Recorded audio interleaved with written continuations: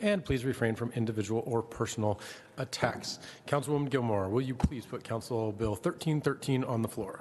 Yes, President Clark. I move that Council Bill 1313 be placed upon final consideration and do pass. Thank you, Councilwoman. It has been moved and seconded.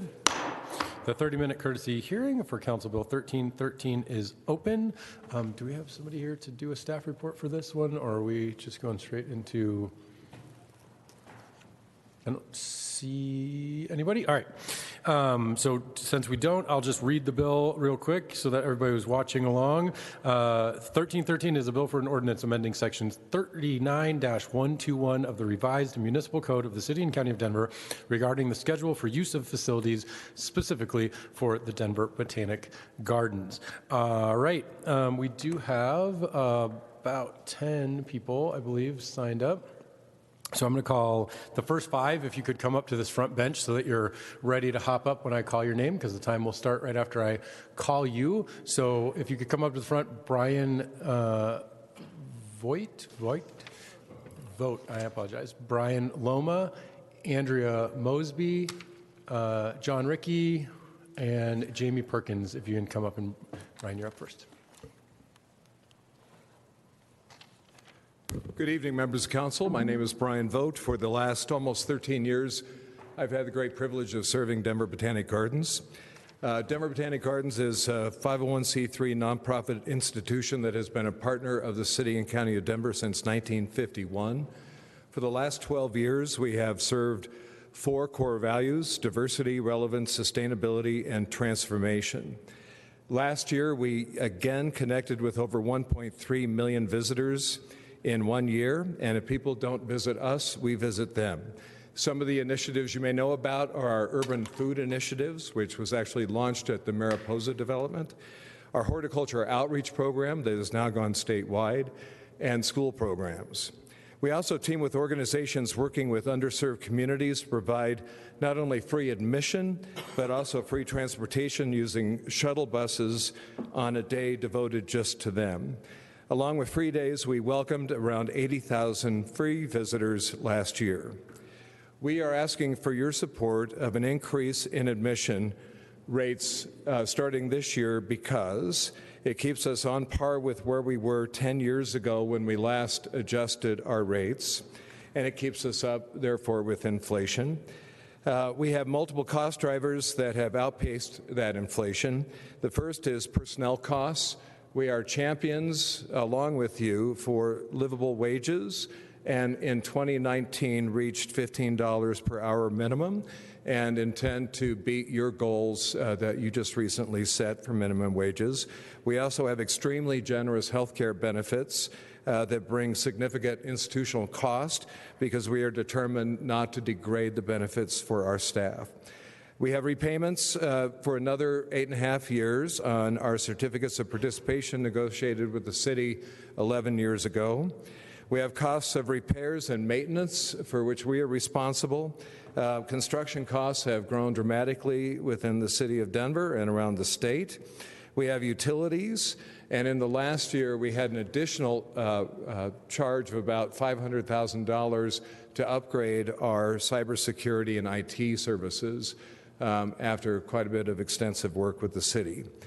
We have embarked on an ambitious plan to serve our community with experiences that enlighten and delight, while also leading internationally on projects to preserve endangered plant species, champion genetic diversity, promote sustainable use of water, and coordinate global research on steppe ecosystems.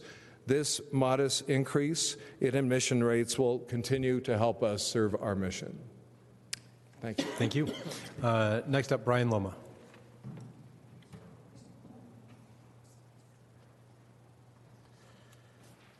Good afternoon. I guess I didn't put that down. It's not going to do me much good. One of the reasons it's not going to do me much good is I really had a hard time reading and finding the actual bill so that I could be educated on what the proposed fee rates were, how the change in the facility, like what updates that were being done. It was just really hard to find anything. As a member of the community, though, I find it really hard to get to, use the gardens, to get to use the zoo on a regular basis. There are limited number of free days. They're not very accessible. Often they're hard, they're not on popular time frames when families can go, and so it really burdens the communities to face increasing fees every time they want to go do something in the culture and education sectors of our community. Libraries, gardens, these are supposed to be built and developed for the public good and for the enlightenment and the enrichment of all. And I value that it might be a great tourist revenue generator for the city and county of Denver, but by raising rates and making it more expensive to attend, it reduces that cultural advantage for the lowest of the income in the community. So I guess if you have to add fees, I would like to talk about adding free days as well. Thank you for your time. Thank you. Next up, Andrea Mosby. Andrea Mosby. All right, John Rickey. Hello, my name is John Rickey. I live at 2650 West 13th in Councilman Torres' district. I learned about this proposed increase from a recent Denverite article, which mentioned that it was due in part to paying off debt from the building of the parking garage. It was mentioned by a previous speaker that they're still paying off certificates of participation from that being built 10 years ago. They spent $10 million building that piece of infrastructure, and I just want to point out that this is an excellent example, a concrete example with actual numbers of the high cost of free parking. That $10 million that was spent on this parking garage could have gone to any of their programming. It could have gone to some other new facility. It could have gone to professionals that actually are there for the Botanic Gardens mission. All the things that were said earlier by the gentleman who spoke, none of the programs he spoke of involved, free parking for attendees. As far as I'm aware, and I may be wrong in this, the Botanic Gardens itself did not actually need a parking garage. People were still able to get to the garage. They still had attendees showing up every day, which is great. So it was an external cost that was unneeded. If there is a need to raise fees to cover programs, people, and inflation, add fees to the parking.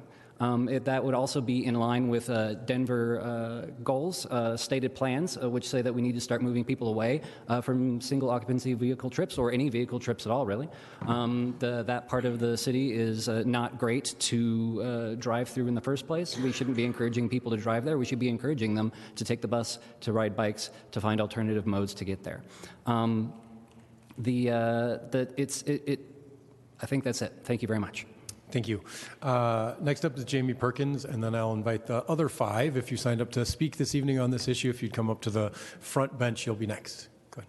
Hi, I'm Jamie Perkins. I live in District 10, and I'm basically the coolest aunt ever. When any one of my friends comes in from out of town with small kids, I say, meet me at the Botanic Gardens. We're going to the Mordecai Children's Garden, which is actually on top of the very expensive to build parking garage that the previous speaker spoke about. I am all in favor of paying my fair share for this wonderful resource. One of the things that I love most about the Children's Garden is that it weaves sustainability and the importance of sustainability throughout the garden. What I see, however, is that importance of sustainability is not being followed through on in parking that's free. And so when I read also in Denver about the fee for the garden going up, the immediate thing I thought is, well, we must be charging for parking, right? So I looked it up, and parking is free. That's terrible. In a city that has certain goals for sustainability, and in a city that professes to be trying to tackle affordability crises, In a city where our transit is the most expensive in the nation with a $3 fare, I wonder why we're charging everybody who comes in, whether by foot, by bike, by bus, or by car, the same amount, essentially, when we let people park for free. So I would just encourage that if we wanted to decrease our greenhouse gas emissions, transportation is the highest contributor, and personal vehicles are over half of that, that charging for parking and incentivizing the correct behaviors of walking, biking, or taking transit to the gardens would be a wonderful thing. We would increase our public health by decreasing pollution if we can get cars off the street, and by incentivizing active transportation on the way there. And it would be a good way to find some money. I'm fine with an increase in admission, but if we can decrease what that increase is and have people pay their fair share to store their personal property at the garden, I would support that. So I just ask that the council would ask those questions about what people maybe should be paying for their free parking, and if that would be a good way to bring in some money to a resource that I absolutely love in my district. Thanks. Thank you. Next up, Caroline Schomp. Thank you. My name is Caroline Schomp. I live in the 1100 block of Gaylord Street, immediately adjacent to the gardens. I have the privilege of serving on the Gardens Board of Trustees as a mayoral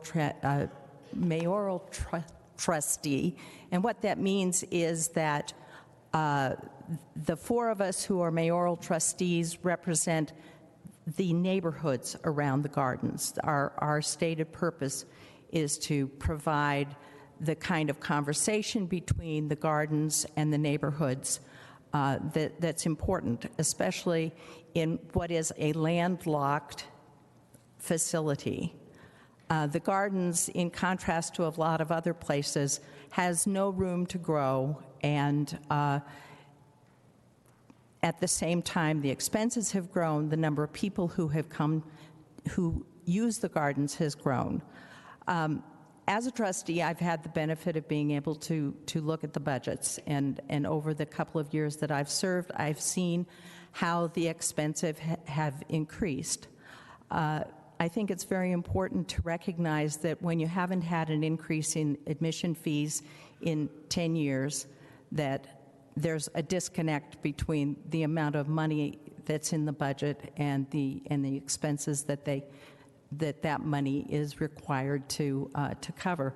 So what I would say is that from the neighborhood perspective, it was imperative that that garage be built. And the fees will cover much, much more than just the garage. And I think for us to focus just on parking fees is short-sighted, because the gardens is an important scientific facility. It's a neighborhood gathering place, and it draws people from all over the metropolitan area. I think if you looked at the statistics, you would see that it's far more than just the citizens of the city and county of Denver. It's people from Aurora and Littleton and Westminster, and those people are an important part of our community, even though the gardens itself is a facility that is part and parcel of the city and county of Denver. So I would really ask you to consider this rate increase as more than paying off a parking garage. Thank you. Next up is Jonathan. And Jonathan, I think something went wrong with your last name in here, so I'm going to let you introduce yourself. How about that? Sure. My name is Jonathan Patoko. I live in District 3, Jamie Torres' district, and good evening. I've learned that a portion of this increase, as mentioned before, is designed to fund the Gardens parking garage, which, as we've said, remains free for use for drivers to this day. As an organization receiving support from Denver's Scientific and Cultural Facilities District, the Botanic Gardens should facilitate the priorities of the city. For decades, they've accomplished this missive by connecting locals and visitors alike to the variety of plants found in the Rocky Mountain region. Today, their research and prairie restoration efforts have drawn international attention, further demonstrating how the organization benefits our city and state. I expect no less success in their future, so I would not want to see our city bar them from receiving the funding they need to continue performing at a level of excellence. That said, as a municipally supported organization, it is important that the funding we provide reflects the priorities of this city. We declared in Denver's 2040 comprehensive plan that we would support those who choose to walk, bike, and bus in this city. In advancing this price increase, which is charged to all garden visitors regardless of how they arrive, we are punishing those who choose to match the city's goals. We would then use those funds to encourage Denver's car dependence by continuing to ensure it is always less expensive to park your vehicle than it is to ride a bus. The garden should continue receiving backing for their efforts, and the fairest mechanism for doing this is obvious. As in any business, charge customers for the services they use. In this case, charge drivers for borrowing space to store their vehicles, and don't charge customers who don't have a vehicle to store. Local residents have claimed that the garden's parking must be free so that visitors do not park on nearby streets. I am a homeowner myself, yet I personally believe this argument has no merit, because I know the parking in front of my house is owned and maintained by all city residents, not just by me. However, if we insist on cordoning off public land for private use by nearby residents, there are other, fairer methods for accomplishing this. We could meter the spaces during park operating hours to ensure it is temporary and paid for. Or we could place bounds on how long anyone can park in a spot, and locals could purchase paid permits to afford them longer parking terms, formalizing their ownership of the space. In each of these cases, those who use a service are those who pay for that service. Raising ticket prices at the gardens may be necessary now. It may be necessary in the future, but free parking is not one of those reasons it should be raised for. We should always begin by charging special interests for their interests. So before I could support raising these ticket prices, I'd want to be sure that our parking is being paid for. Charging multimodal travelers to support free services for drivers is unjust and flies in the face of our city's aims for 2040. Thank you. Thank you. Next up, Steve Lang.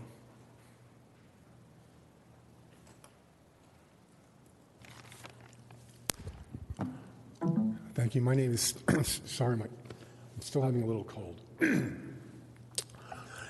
My name is Steve Lang. I live in the 1100 block of Gaylord, and I've lived there since 1975. I think it's fair to say that the neighborhood and the gardens have not always been great neighbors. We've had lots of disputes with the gardens on various issues, and one of them was parking. As the gardens grew its attendance, more people came, it became a worse problem all the time.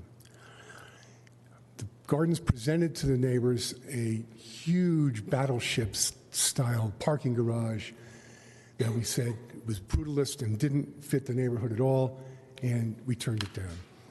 They came back a few years later with the current design, and after much negotiation, the neighborhood agreed that this facility should be built on the condition that the parking be free, because if the parking was paid, it would encourage people to not use the parking garage, and they would be the parking problem would persist. So on those conditions, we approved it, and we've had a great relationship with the gardens over the past decade, and we hope to maintain it. I support the fee increase, which is less than the cost of inflation since the last fees were put in place. Thank you. Thank you. Next up, Kimberly Morse.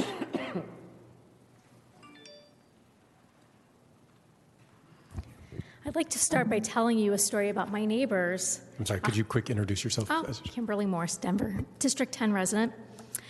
So I'm going to tell you a story about my neighbors, a hard-working family made up of a single father, his 2 school-aged daughters, and his mother. 3 generations living together and trying to get by. The father has a steady job working on construction projects in the city. He creatively finds ways to do a little extra for his mom and his daughters, despite not making all that much money at his back-breaking job. He doesn't have the spare dollars to take his family to the Botanic Gardens, despite the fact that he's contributed many dollars to make it a vibrant space. Like my neighbor, all of us Denver residents have paid a great sum of money to invest in the maintenance and expansion of the Denver Botanic Gardens. We've done so through SCFD tax on every $10 spent in the city, for which DBG is a tier 1 of 5 tier 1 organizations who receives dollars from SCFD. And we've done so through hundreds of thousands of dollars in the last 2 bond cycles within the last 2 years. Every Denver resident is paying for this facility, but many will never be able to visit because they cannot afford even the current entry fee. I love the fact that the Gardens has tried to make things possible for people who don't make a lot of money. The reality is, if you don't make a living wage in the city and you have to work during the week and you don't get paid time off, or maybe you don't get vacation time, you're not going on the free day. So I appreciate the costs have gone up, and I appreciate what a lot of people have said, but I am very concerned that this public institution that's paid for by the Denver public is becoming increasingly inaccessible, just like so much of the city is to current residents. I want to tell you, in case you don't know, San Francisco and Chicago both offer access to their Botanic Gardens to residents free of charge. I'm not suggesting today that we do that. I am suggesting you be very thoughtful in your consideration of this request, because raising those fees makes it increasingly out of reach for the people who live here. Thank you. Thank you. Next up, Jesse Paris. Good evening, members of council, members of the audience, those watching at home. My name is Jesse Sean Paris. I ran for city council at large last year, got almost 15,000 votes with no money.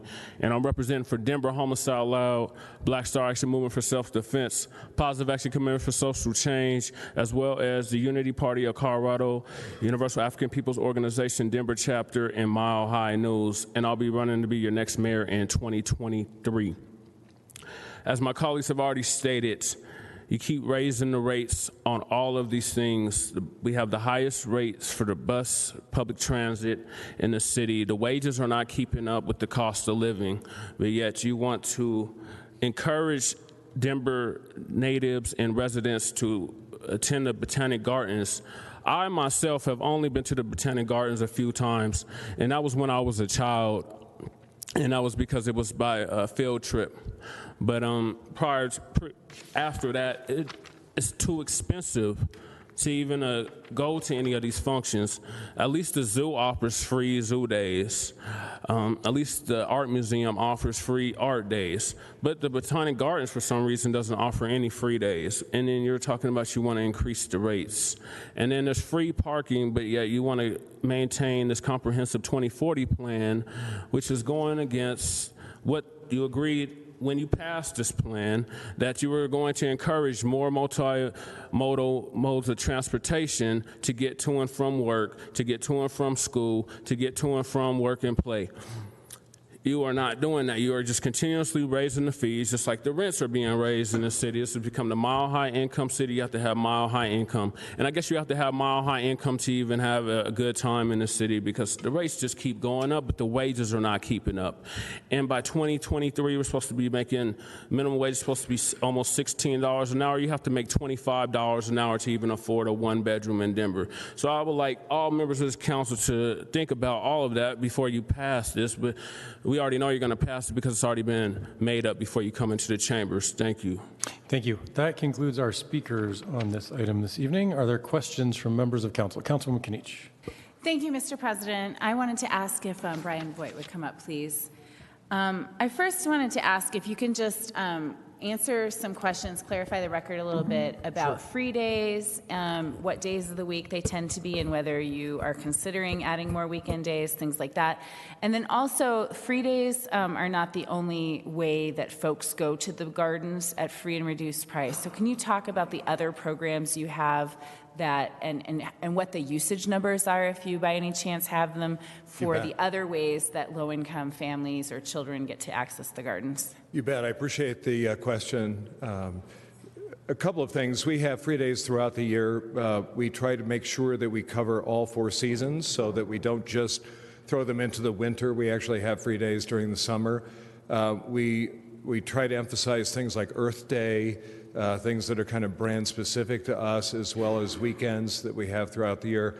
I'm not sure exactly the number of free days that we have scheduled for 2020, but as I said earlier, we go a step further and actually work with organizations that serve underserved communities and provide their own free day and shuttle services throughout the day. So we will actually rotate the shuttle back and forth throughout the whole day. We're the only organization, I think, that does this. And we work with our docents and our staff to make sure that we give them a really rich experience at absolutely no charge for any of it. Last year, the total number of free participants we had at the Gardens topped 80,000, which is an extraordinary number. And so we're trying to be as creative as possible. In fact, today we had an Inclusion, Diversity, Equity, and Accessibility Committee meeting of the board talking about other ways that we can, if people can't come to us, we can go to them with our services and our programming. Great. If I may ask a follow-up question, I am looking at your free days. It looks like there's like about 8 of them. Does that look right for 2020? And you have several different locations. I do notice that there's only 2 Sundays out of your 3 locations. They each have 8 days, but 2 of the entire list is on Sundays and no Saturdays. Is that something you'd be willing to take back to the board in terms of expanding access to free days on weekends when people who are working are, at this point, working people work every day of the week? It's true. But the potential to have some balance, at least when folks are out of school, perhaps, or increasing the number of Saturdays that could be considered. Yeah. Because I am sensitive to that concern. I am too, and I think we can absolutely do that. We can look at adding some weekends. Part of the challenge that we have is on weekend days during the summer, for example, we've had as high as 16,000 people show up on a free day. And that's just a bad experience for everybody. You can barely move within the gardens. It's just so packed. So trying to balance out how we make free days an actual enjoyable experience. It's one of the reasons when we started our shuttle program, we thought, let's just bring shuttles to free days. And then we realized we don't actually need more people on a free day. We need to give them their own free day so they can have a really high quality experience. And for a number of our events, we've actually capped admissions so that the experiences are good. But we will absolutely look at having more on weekends, maybe in the fall and the spring in particular. Yeah, and there's none at Chatfield or the other locations. Just one last question on this topic, which is about the school children. So are there some programs for DPS students to be able to access the gardens for free? And can you just educate folks on those programs? Oh, absolutely. We're involved in a number of free school children programs. We are part of the 5x5 program. I think you have a list of all the ways that we provide programming for school kids. There's tens of thousands of kids that receive free services from us. And we're also looking at more and more bus reimbursements and that kind of thing, so it becomes free for the schools themselves. And we, again, work with school districts over the entire kind of front range of Colorado that bring kids in. It's not just the city of Denver. And if I could just add one other thing, accessibility is really critical to us. Looking at alternatives to mobility is really critical to us. When the bike share program started, we were not on the map, and we insisted that we have a station at Denver Botanic Gardens. We opened up our Cheeseman Gate so that people that could walk in had an easier way of getting into the gardens. Just in the last year, the nonprofit paid for a Hawk light system at 11th and York so that people could more safely cross over as they came toward us. This is a really complicated, big issue, but what goes in my mind are there are people that live out in Aurora and in Englewood and in Jefferson County that have strollers and kids, and I don't know, with the current mass transit system we think we have in Metro Denver, I don't know how they get to us any other way than driving. And if they are looking at paying a fee for parking or just parking for free on a street, it's hard to put charged parking in the middle of a sea of free parking and expect that people are going to choose the paid parking. Downtown, it's different. You're surrounded by meters, and you have paid parking lots in the middle. People then have to make a decision about how they want to pay for parking. But we have a very different situation, much like the zoo in DMNS and others that are in the middle of neighborhoods. Thank you, Councilwoman. Councilman Black. Hi. I have the pleasure of getting a presentation from you every year. I'm in my role on the SCFD board, so a couple of questions related to what I've learned about that. You just mentioned people coming from other cities and other counties. Can you tell us about what percentage of your guests actually come from a different county? Boy, it's kind of hard to break that all down. My guess is, I'm trying to think of the last report that we gave to SCFD, and we haven't done it for 2019 yet. But by far the largest county of our attendance is the city and county of Denver. But it's not a majority. The majority are people that come from the other 6 counties within the SCFD district. And then we bring in an enormous number of people from outside of the region that come in here as tourists. Yes, and I remember also that people come from out of state. I mean, it's one of the finest gardens in the country. And so, as you mentioned a moment ago, it would be very unlikely for people to travel on our public transportation from faraway suburbs or Colorado Springs or Wyoming. And so, you know, with the neighbors' concerns and the public transit that we have, it really is important at this moment that we do have parking. So I recognize that. Several of the speakers mentioned that they read in Denver Right that you were asking for the increase in order to pay off the parking debt. Is that what the money is being used for? No, I was expressing to the reporter all of the ways that we've seen cost pressures over the last. We probably should have been here 5 years ago asking for an increase in our rates. We've been really intense over the last 10 years, and we finally hit a point where we've kind of plateaued on a lot of our capacities. And at the same time, we've had these big cost pressures come up, and I listed a whole bunch of them. I don't really know why the parking COPs got highlighted, but like I said earlier, our biggest cost pressure in the last year has been IT security and cybersecurity. It was in the hundreds of thousands of dollars, and you can't avoid spending that money. We also put as a very high premium the well-being of our staff. We have 266 FTEs that we're responsible for, and that's about 300 souls every summer at our peak. And we give them great benefits. We contribute mightily to 403Bs. We've raised our opening wage to a level that exceeds the Denver goalpost that you have just recently said. So we've had a lot of cost pressures. Paying off the COP is a burden, but it's a burden that we're more than halfway through right now. But it's definitely part of the mix, but it's just a part of the mix. Yeah. And one of the things I was most impressed with that you mentioned tonight and I learned about earlier were those kind of field trips that you guys fund. I know you have a lot of seniors coming, and you go to senior residences and pick up people who, you know, may have memory issues or they're living in homes. You pay for the transportation and you let them in there free. And those are just one of the groups of those 80,000 free tickets you give away every year. Who are some of the other groups that are participate in that? We actually launched it with a combination of Westwood and the Asian Pacific Center, which works with Asian refugees, and they're situated in one of our board members' districts, Senator Rhonda Fields, who's in North Aurora. We have worked with, thank you, but now I can't see because I don't have my glasses on. Some other really interesting ones, the African Leadership Group, which works with African refugees and immigrants all over the region. We have an amazing partnership with them, and that's another free opportunity. For the 3 of the last 4 years, we have hosted their Afric Impact conference at no charge. And we do that a lot with different community organizations. We want to make sure that they have a home where they can use our facilities.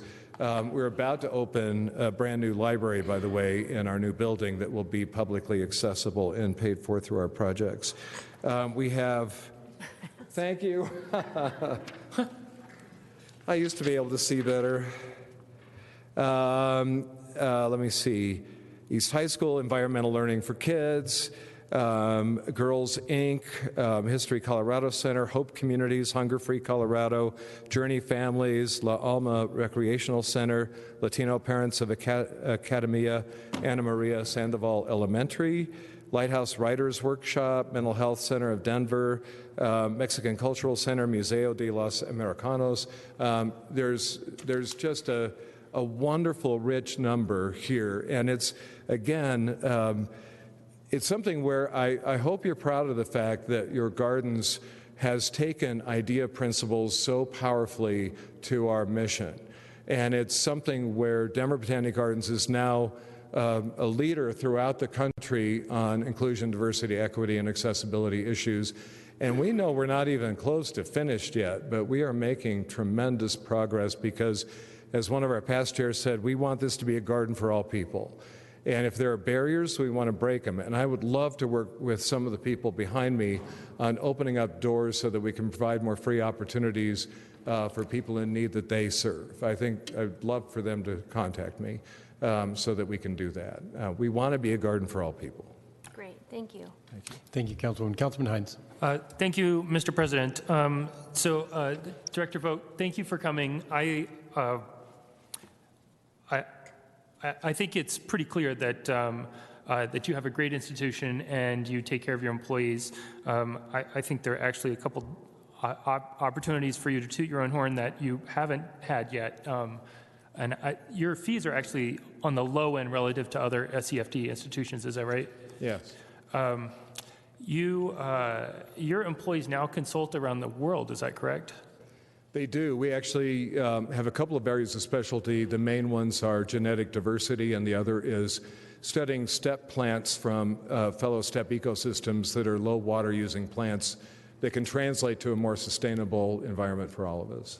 And thank you for helping with the planet too. So, and then people from around the world come to the Botanic Gardens to do research too, is that correct? They do, and with our new laboratories we're about to open up, that will increase. In fact, the Center for Plant Conservation is holding their annual conference at our facilities in May this year. And you're now the #1 or #2 gardens attraction in the nation, is that correct? We are. And I heard you mention a laboratory. Did I mishear you also installing a library? Or are you doing a laboratory and a library? Laboratory and a library in our new center, and in fact, the library will be on the main floor of the center, which will be accessible to the public at no charge. So you'll be able to come in and study and work with master gardeners and not pay any admission at all. And so the Denverite article, which I have in front of me, it says the increase in operating costs is primarily due to payments on the garden's new parking garage. Are you saying that that is an incorrect statement? That's incorrect. Primary should not have been the word.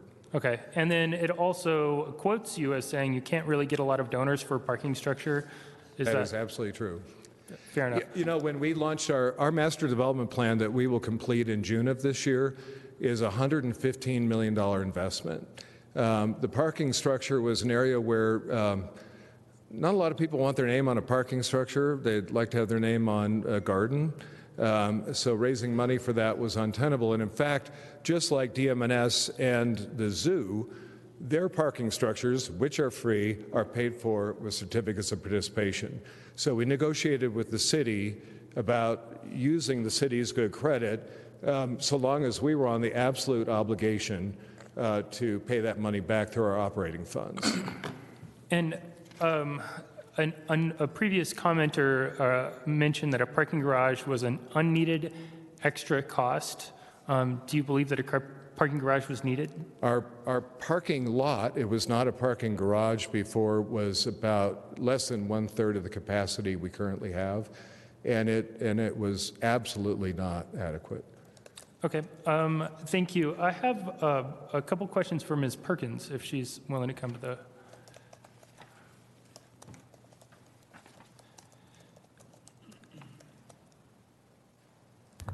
Hi. Hi. Ms. Perkins, you live in District 10, is that right? I do. I live in Cap Hill. And the average age of Capitol Hill is 31.4. Would you say that you represent that average age? I'm 30. Do you have a car? No. When you said you take your nieces to the Botanic Gardens, how do you get to the Botanic Gardens? I walk or I most likely ride my bike. Sometimes I'll grab a scooter, which is about a $2.30 from my place to the garden. Okay, thank you. Yep, thank you very much. No further questions. Thank you, Councilman Hinds. That might have been the most creative way I've ever heard someone ask about someone's age. Councilman Flynn. I'm sorry, did you call me? Yeah, you're up, Councilman Flynn. Yeah, I didn't hear that over the uproarious laughter. Excuse me. I'd like to bring out one thing that hasn't been discussed yet, and I see Fred is still here. And we discussed this by email over the past week, but I just want members to be aware that this bill also deletes the city's setting of rental rates at the Chatfield facility. And I was curious about why that never came up in committee and why we weren't being told about that. But maybe, Fred, could you come up, and Brian, maybe you could also help explain that the city is no longer in the middle of the relationship in the land lease with the Army Corps of Engineers and some such. But I just want, before people vote, we should know that we're eliminating our ability to set rates at Chatfield. Sure. Thank you. Fred Weiss, Director of Finance Administration for Parks and Recreation.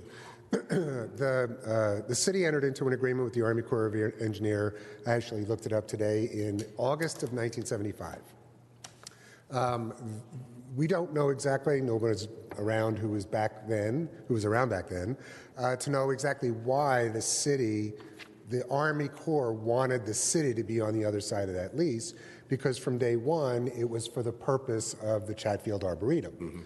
Mm-hmm. Needless to say, we entered into the agreement. The Botanic Gardens has operated the Chatfield Arboretum since that time, and the city has had little to no involvement in that facility. Because it was a city facility, fees were set by council. But in our discussions with the Botanic Gardens over the last year or so, it was determined it didn't make sense for the city to be in the middle of that relationship anymore, and the Army actually thought the same thing. And so they said, okay, why don't we just contract directly with the Botanic Gardens for the occupancy of that property, and which is what we executed. We terminated our agreement with the Army Corps of Engineers, and the Botanic Gardens entered into an agreement directly with the Army Corps of Engineers. Mm-hmm. Thank you for sending those to me. Brian, I don't know if you have anything to add to that, what the reasoning behind it is, but what other facilities does the association operate? I know that there's out on in Jefferson County, McIntyre. We actually have Mount Goliath.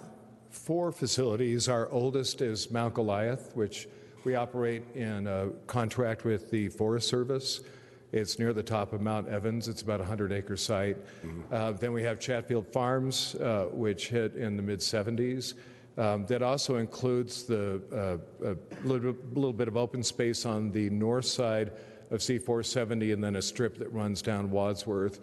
And then we have a contract with and that's the contract we have with the Army Corps of Engineers. And then we have a contract with the City of Aurora to manage the programming at the Plains Conservation Center. Oh, okay. And we've done that for about 5 years now.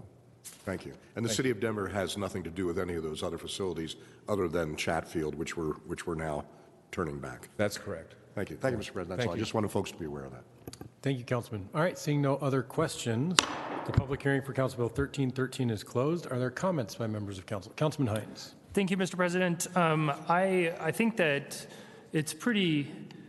I think it's safe to say that the Botanic Gardens is a great institution. I think that it is a strong institution. It's a beacon of what we can do as a city and a region.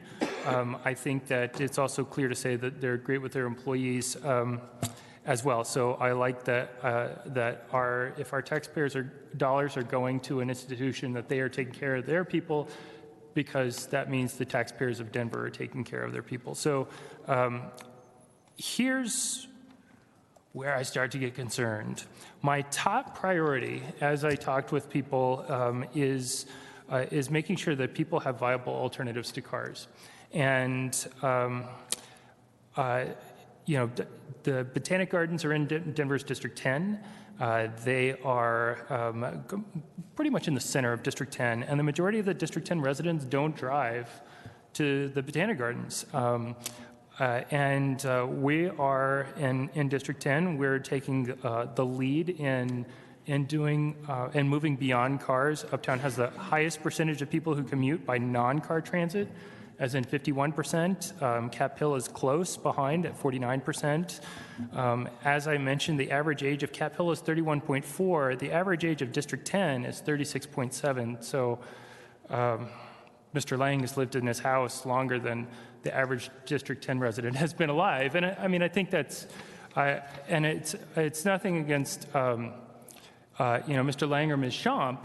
It's that where we are here as a city is we're at an inflection point. And I believe we need to move beyond single occupant vehicles. I think it's good for the planet, it's good for health, physical health, and it's good for community. And so I don't like that we are continuing to make it easy to drive by having parking be free and penalizing the people who do choose to take non-car transit. Sure, non-car transit is not easy until it is. And the best way for us, there will be some pain for a while while we make this conversion, but now is the right time to do the conversion. And now I think this is a good place for us to make that the statement. I'm not against increased funding for the Botanic Gardens. I'm certainly in favor of who they are and what they do. And we as a body are bound to either say yes or no to this contract. If the option was, should we charge parking fees? This would be an easy thing. If we could propose an amendment and say instead of raising the overall fees, let's add a parking fee, I would be totally in favor of that too. But that is not within our power. And so, if something were to pop up next week that were either of those, I would totally vote in favor of it. But I cannot, for my constituents who want to move beyond cars and for myself, vote for an opportunity to make sure that we put our guiding documents that say we're going to prioritize pedestrians first, then bikes, then buses, and at the very last, cars. So I want to thank you so much for all you do, Director Vogt and everyone from the Botanic Gardens and from Parks and Rec, for that matter. It is not an indication against you. It is, I believe that you have a strong place here in the city and in the region. I think that cars don't have a place long term. It's just not the direction that District 10 wants to go. Thank you, Mr. President. Thank you, Councilman. Oh, I thought I saw somebody else, but I don't anymore. So, okay. Seeing no other comments, I will add a few things. First of all, the Botanic Gardens is just an amazing, phenomenal resource for our community. I was just there recently and just blown away. One of the other things that I always notice when I'm at the Botanic Gardens is how good you guys are at raising money, even compared to other tier 1 SCFDs, not to say anything bad about them, but it's amazing how much you are able to offset the cost of having a world-class facility like that for our residents through private dollars. I think, in fact, I've said to other tier 1s when I've met with them, hey, are you looking at what the Botanic Gardens is doing from a fundraising standpoint? Because it's phenomenal. And as somebody who's got a degree in nonprofit management, spent my entire life before I tripped and fell and ended up here somehow in the nonprofit sector, it's amazing. And I think that work is not celebrated enough and talked about enough. And really, honestly, the fact that you have not come back for a rate increase in 10 years, what else? Let's take a little time capsule. What else can you go back 10 years in this city and cost the same? Because I know most people's homes that they live in have more than doubled in that amount of time. That's a testament to what good stewards you are, not just of our planet, our plants, but of our dollars. And I think that you do a phenomenal job. I love my colleague, Councilman Hinds, one of my favorite guys, and I love that from day one, first thing out of his mouth on this dais on his first night was save the planet, climate change. Love it. And I don't disagree at all with what he's saying about needing to break up with single occupancy vehicles. But we have some really hard and really unpopular decisions that we need to be making if we're serious about that commitment. And I know that this guy is going to be leading us in doing those things. So I'm not saying that he's not there. Whether we can all get there is a better question. But we're not going to solve that problem here. I don't believe this is the place to take a stand on that, because for my constituents, the ones who literally have to take their life into their own hands to ride a bike, live too far away to walk, are working 2 jobs and to get enough time when they've saved up the money or when there's a free day to get to those gardens. They're the ones who live on the opposite side of that inverted L that we talk about from where this facility is. And so I believe that the impact here of increasing the cost of parking before we have done what we need to do, which is double down and triple down on building bike infrastructure and pedestrian infrastructure and safe crossings to get to these places, will only create a bigger burden and more barriers for people, for low-income folks, for folks in my district who live on the wrong side of I-25 to get there safely. And we haven't made those commitments. We're working on it. We're trying, but these are massive commitments that we need to make. And until we can create a safe way to get there, to work and to school and to the grocery store, to the things that necessitate that I now have a car in my life and that's how I get around, until we can build that network, I think this is the wrong place to say this is where we're going to make a stand and change. Nobody's going to decide not to have a single occupancy vehicle because of, well, now it was too hard to get to the Botanic Gardens. And unfortunately, a lot of the people, not everyone, but a lot of the people who can walk to the gardens are not the low-income folks who have those barriers to get there. And there is not a safe way to be on a bike from the west side of my district to the Botanic Gardens without, especially with your kids. You know, I've done it to get to Ruby Hill, to a great free cultural facility, and it's scary and it's dangerous. And so I don't believe that this is the place that tonight here, after 10 years of not raising rates, after all the phenomenal work that you guys have done, and the fact that you built, I know, parking garage, dirty word, you built a coolest parking garage ever, with a garden on top that my kids literally, adore. I don't think this is the time or the place to take that stand. So I'm very happy tonight to be supportive of this. I think you have supported our community in so many ways, and this is a very modest and reasonable ask that honestly is probably the easiest ask that we get on fees from places that charge fees. So I am happy to support this tonight, and we'll be doing that in a second. Madam Secretary, roll call. Black? Aye. Cedabaca? Flynn? Aye. Gilmore? Aye. Herndon? Aye. Hinds? No. Cashman? Aye. Kinich? Aye. Ortega? Aye. Sandoval? Aye. Sawyer? Aye. Mr. President. Aye. Madam Secretary, please close the voting and announce the results. 10 ayes, 1 nay. 10 ayes, 1 nay. Council Bill 1313 has passed.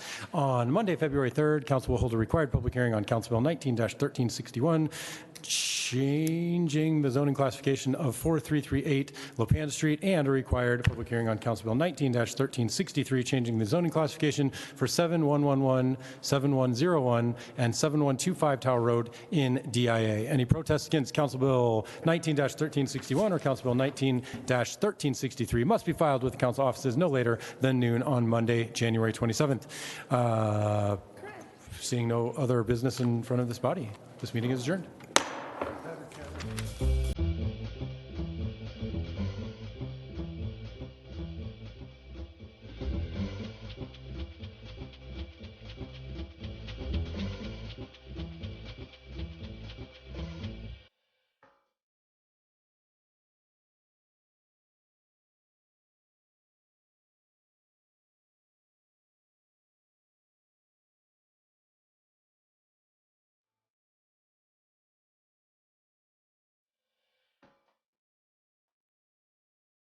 Thank you.